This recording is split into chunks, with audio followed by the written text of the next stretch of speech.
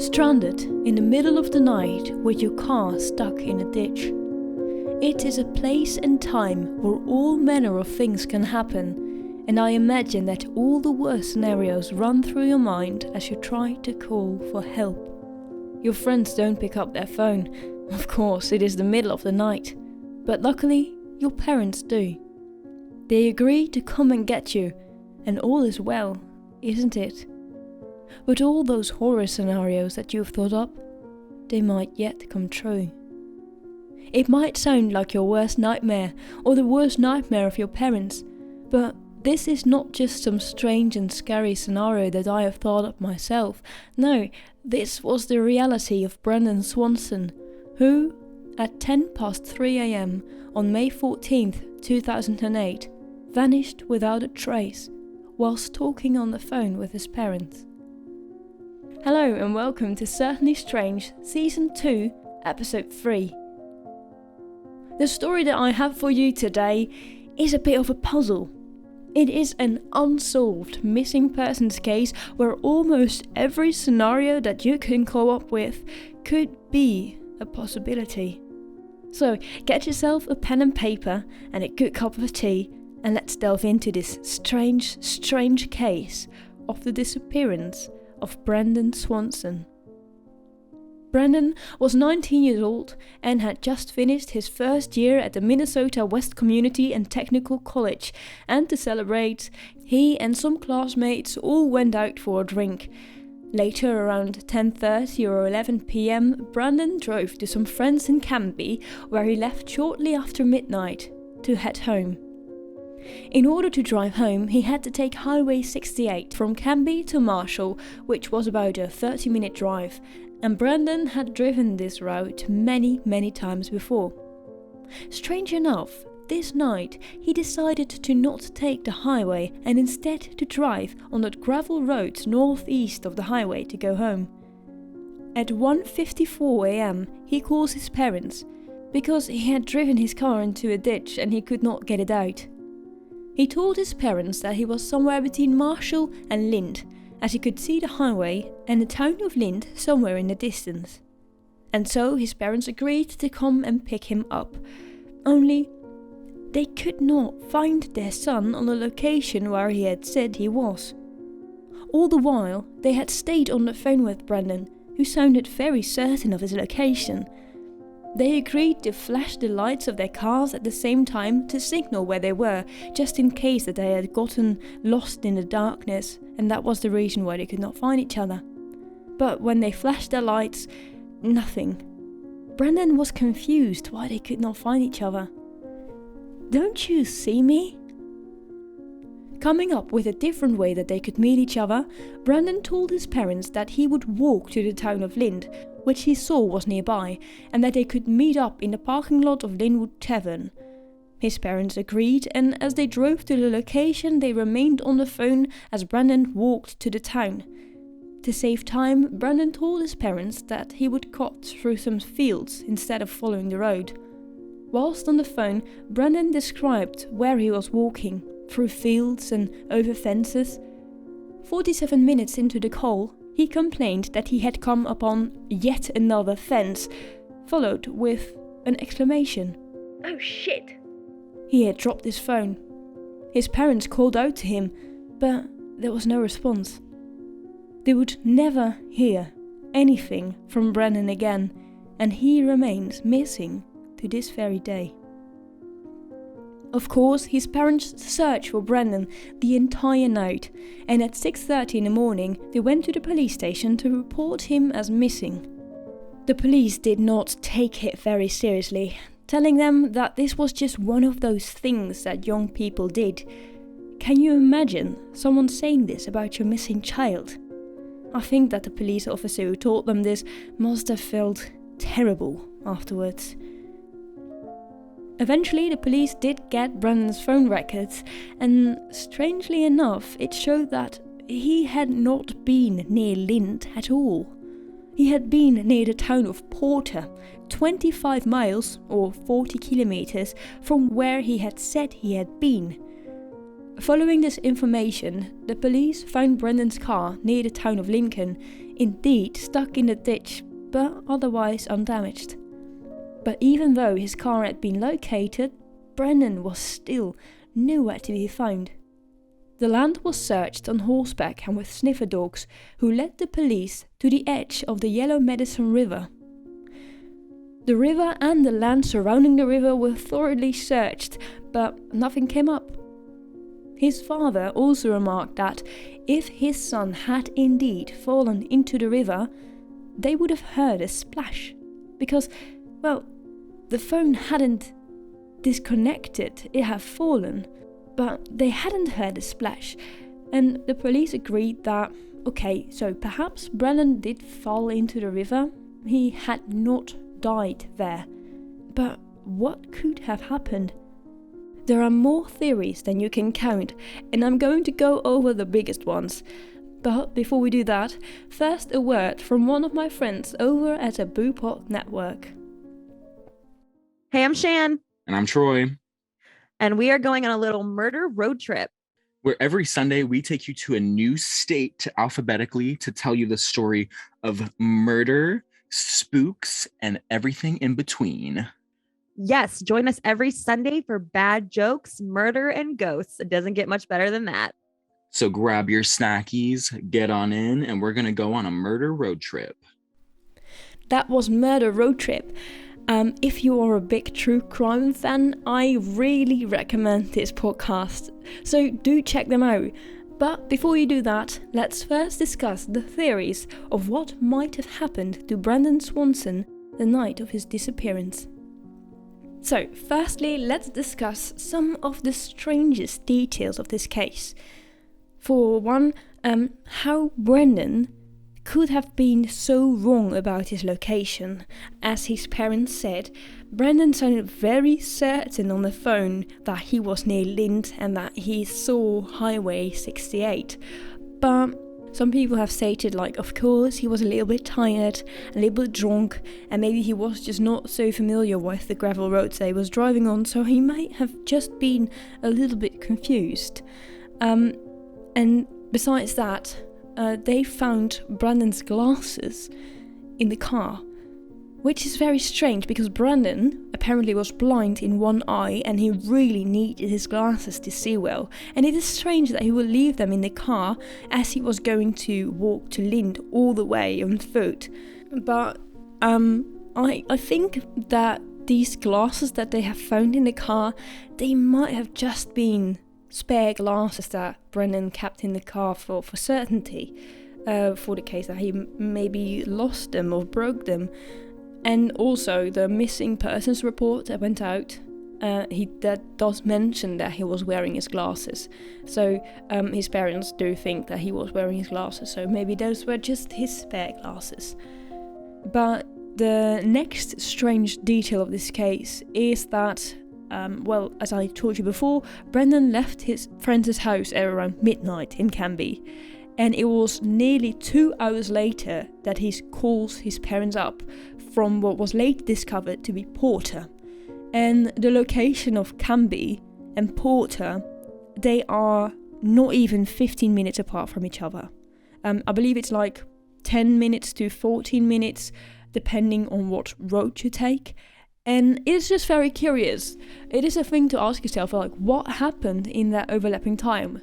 So of course he did call his friends, but they didn't pick up, and he might have tried to get the car out of the ditch himself, but it's almost 2 hours. So yeah, why did it take so long for Brandon to call for help? It's a strange thing. And lastly, why did he not take the highway? Why take the gravel roads? It is like the highway was a thing that he was just a highway that he took every time, and then at this night, whilst he was probably a bit tipsy, he decides to take like the back road. It is a very strange decision, because personally, when I drive from a city to my home, I also have this choice of taking either the highway or like some gravel roads that go through some villages. And let me tell you, I choose the highway every time. Not only because the highway is quicker and it's just like just one way straight on, instead of like the twists and turns that those gravel roads have. And gravel roads are very badly lit. Like it's the highway is like it's this one ball of light, but gravel roads are either not lit at all or very dimly lit, and that's not only creepy but also very dangerous, because you can hit someone, or you can drive yourself into a ditch apparently. Yeah? That doesn't automatically mean that you go missing if you take those gravel roads. So let's get into the theories. Let's go from the most sensible ones to some of the stranger theories. There are a good whopping 9 theories, so go pour yourself a good new cup of tea and let's get into it. So the first theory is that Brandon slipped and had fallen into an unmarked well. So according to volunteer firefighter Darren E. Delza, who had kept a very close eye to the case and everything, like all the details of the case, according to him, it was very possible that Brandon had slipped and fallen into an unmarked well or cistern, which apparently are fairly common in that area. But there is a slight issue to that theory, even though it is a very realistic one. There is an issue that most of these wells are very, very small, like very small, and the biggest ones, they are only big enough for like a puppy or a baby to fall down in, and not an entire like 19-year-old boy. And besides that, during the searches of the area, no wells were found. And there have actually been cases where I believe it was somewhere in the past where a baby had been found in one of those wells. And because of that case, police have actually being very aware of, like, if you find a well, to look in it and to search it. And so if police had come across a well such as this whilst they were scouring the area, they would have thoroughly searched it. But the parents of Brandon said that when he said oh shit, it sounded like he was slipping or that he was falling. So it is still a very big possibility that he fell either in some sinking hole or a well. So theory number 2 is that Brandon drowned in the Yellow Medicine River. This is a very logical and quite a cut-clear theory. So when searching the area, the sniffer dogs guided their handlers to the river. So of course the river was thoroughly searched, because if the sniffer dogs say that the trail of Brandon leads to the river, Brandon must have been in the river, right? Even the police themselves don't really believe that it is possible that Brandon drowned in the river, because the river and the surrounding lands were thoroughly searched, and even though a river is difficult to scour through 100%, a body or a piece of clothing, it would have been found by now. If not, during the time that they were doing their first searches, but especially years later, something would have turned up. So according to the police, Brandon very, very possibly did not die in the river, and they believe that he must have pulled himself out of the water, which leads to the next theory, and that is that Brandon died of hypothermia after falling into the Yellow Medicine River. It was a very cold night, that 14th of May, and the temperature at the time of his disappearance was 46 Fahrenheit or 80 degrees Celsius, and it dropped to 39 Fahrenheit or 4 degrees Celsius, and that is near freezing. And indeed, anyone soaked through the bone by having fallen into a river must have suffered from hypothermia. Brandon could very well have collapsed and died from the cold. There are, however, 2 things that don't really sit right with this theory. And first is that his parents were on the phone with Brandon Though they do think that Brandon might have fallen or might have slipped, they don't think that he fell into the water because they would have heard a splash. And also, the phone remained to be in a working condition until the morning, where they think it just lost battery. Also, like, the phone would have been found in the area, because if he had dropped it in the water, it would have broken immediately, right? And besides that, if he had just collapsed in a field, a body would have been found by now. And this has led to some rather gruesome theories of why the body of Brandon might have not been found. So, perhaps he did suffer from hypothermia, or he was simply very tired, and imagine he collapsed in a cornfield. And to quote a user of Reddit, all it takes is one treasure or tractor to come into the field with the sunrise, and that's the end of Brandon, if he's not dead already.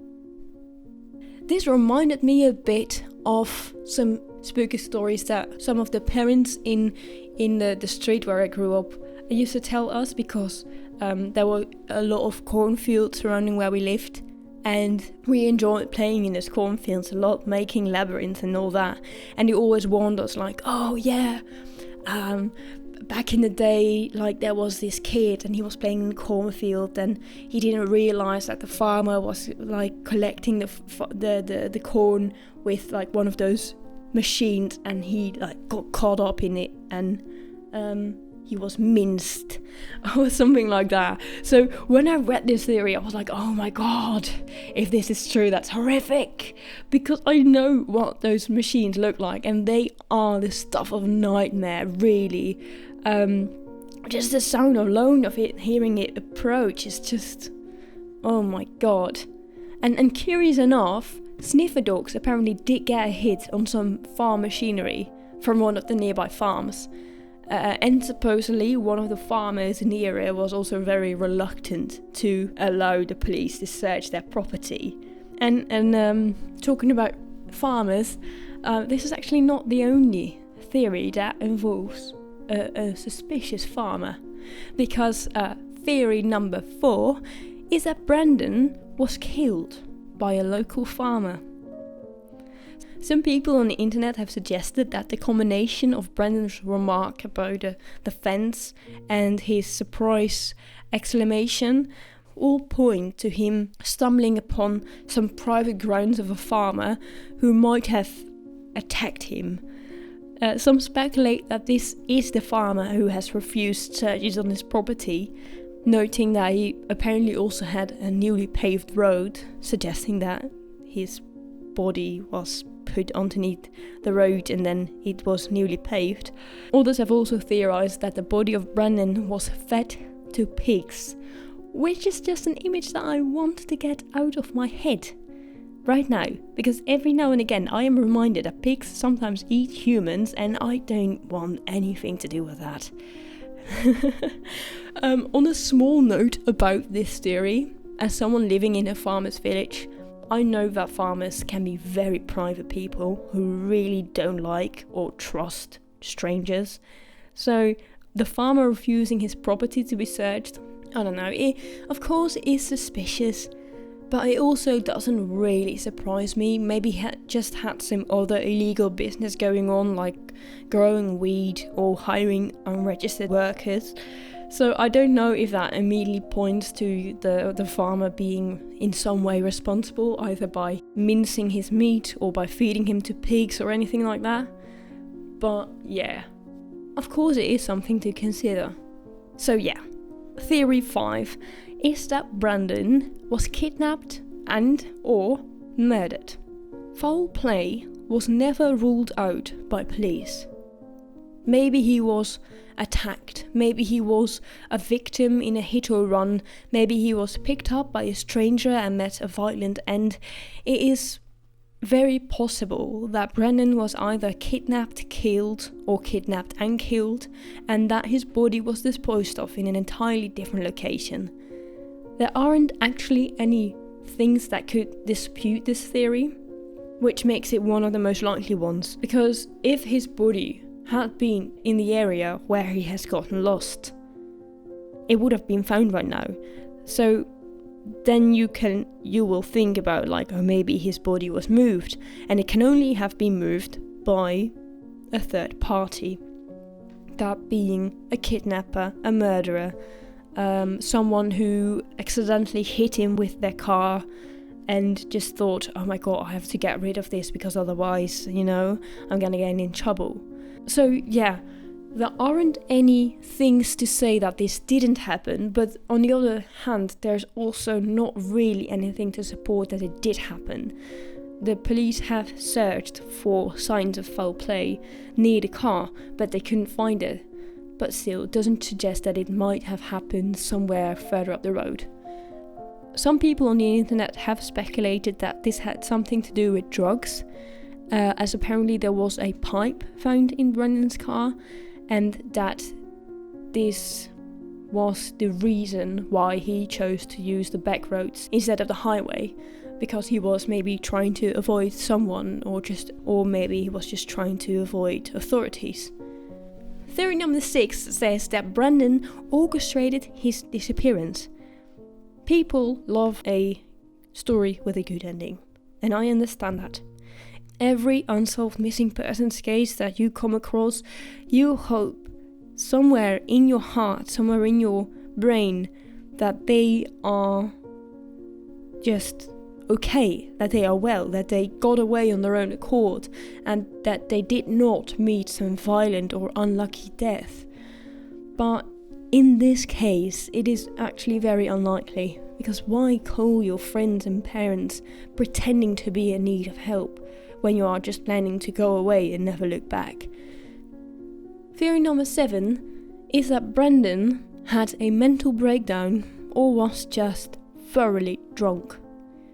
Though it is important to keep in mind that yes, Brandon had just gone to 2 parties, witnesses there have claimed that he did not appear drunk, and his parents have stated that while they were on the phone with him, he sounded very lucid, and besides that, Brandon did not have any history with mental illness.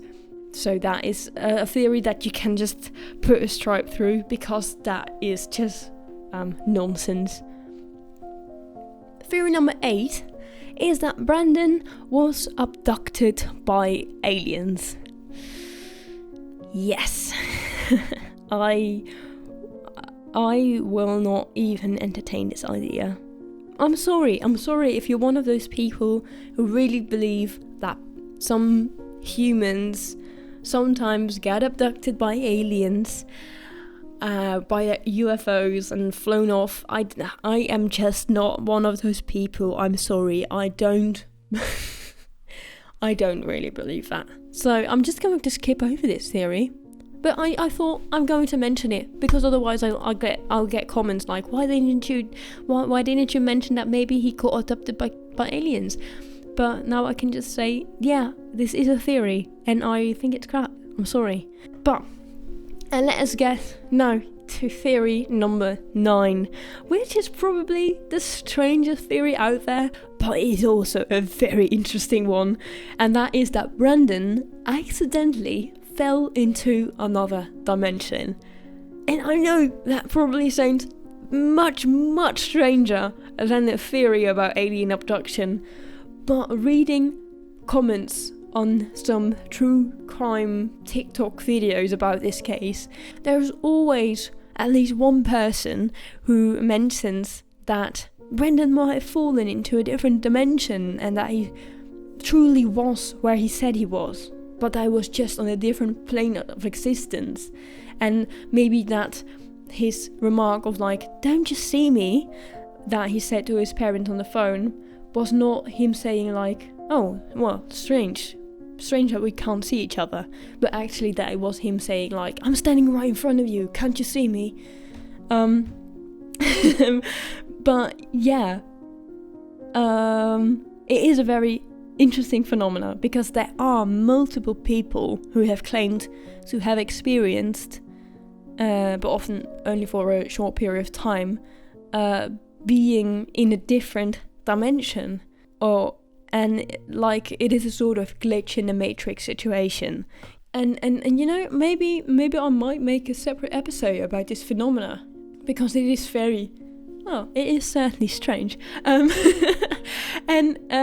in this episode I might actually tell you one of my own experiences having this I don't know, what shall we call it, a glitch in reality.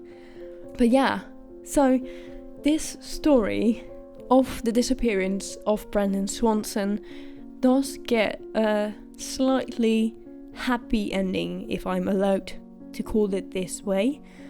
No, Brandon Swanson was never found, but his parents, Annette and Brian Swanson, proposed that a law should be written in their son's name, which states that law enforcement is required to take a missing persons report without delay after notification of someone missing under dangerous circumstances, no matter the missing person's age, and to immediately conduct preliminary investigation to determine if the person is missing and whether the person is in danger, and promptly notify all other law enforcement agencies of the situation. Annette and Brian are of the opinion that if the police had immediately started searching, Brandon might not have been missing to this day. Brandon's law went into effect on July 1st, 2009.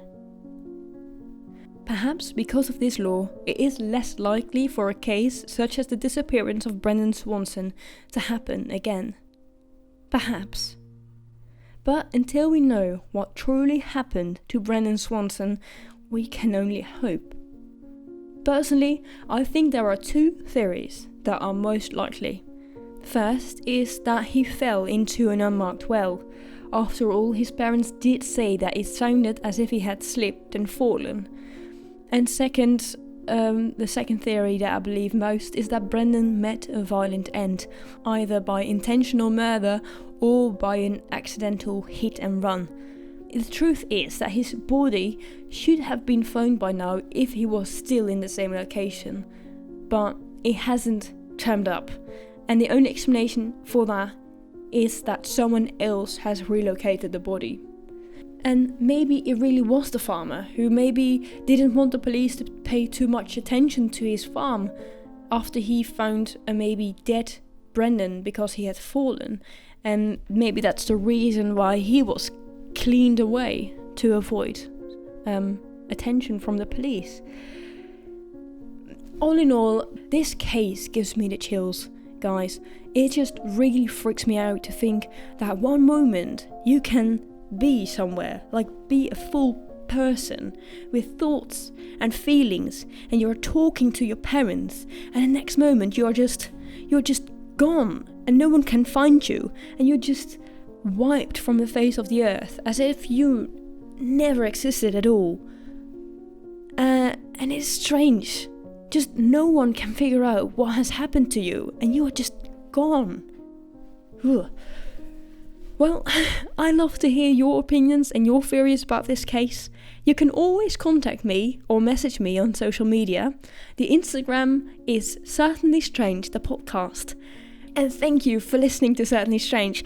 If you liked it, please leave a review on Spotify. Tell your friends about it. That is just the best way of supporting this podcast.